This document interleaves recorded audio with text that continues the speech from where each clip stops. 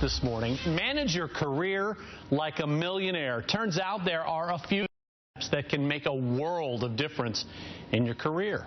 Louis Douglas with Kavaliro joins us now with details like a millionaire or like a boss. That's exactly right. All right, so let's just dive right into it. What are some good millionaire moves that you need to keep in mind? That's the million-dollar question, right? I see what you did there. How do you approach it? Well, first thing is, is believe that all millionaire-minded individuals stick straight to profit. Having profit as the end goal of their thoughts and of what they want to do. So being profit-driven is definitely one of the first steps. Okay, organization and time management figure into that profit-driven focus? Every single time. So, to run a business or to think business-minded or even millionaire-minded, organization is key.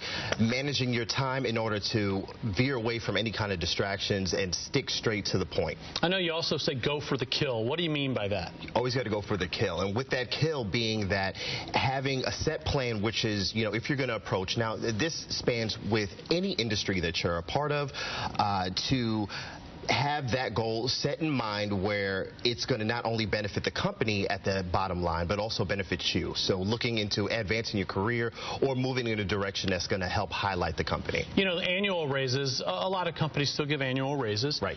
A lot of companies also give performance raises, and you say don't sit back and wait for them to come to you. It'll never come. If you always wait, it'll never come. So sometimes you have to be proactive in your career by seeking out those things and building those relationships with your boss, supervisor, management, things like that, so that they can trust you. People trust, if they have that trust in you, they're going to move forward and see those things that can be allotted to you. And don't be afraid to point out when you are exceeding performance. Absolutely. Sometimes you have to just show it. Now, there are other times when you exceed performance, you point it out, right, and it's still... So you say get paid by moving on.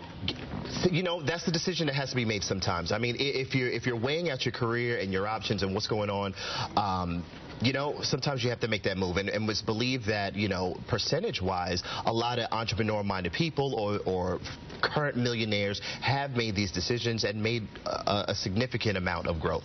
Scale back on spending is another thing you say. So when I think of spending, I really think mainly on my personal life. But what do you mean in this sense?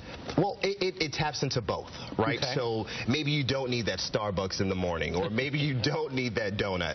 It's just some of these things that are going to help collectively help you save in the long run. And again, millionaires always think of profit and more input than output. So thinking about cutting back anyway, whether it's $50 a month, upwards of $1,000 a month, however your money is set up, just saving is the key. And real quick, while I have you, we had the governor in town yesterday talking about the jobs that have been added in the last 4.5 years. I think 900,000. Central Florida, he says, leading the way. Is this something you guys are seeing on the ground as well? Oh, absolutely. There's been a huge influx of career shifts and jobs that are opening up. So this is a really good time, especially in this quarter of the year leading into 2016, that employment is on a high. All right, Louis Douglas from Kavaliro, always good to see you. Always good to see you. Like a boss. Like a boss. All right, 9:26. Still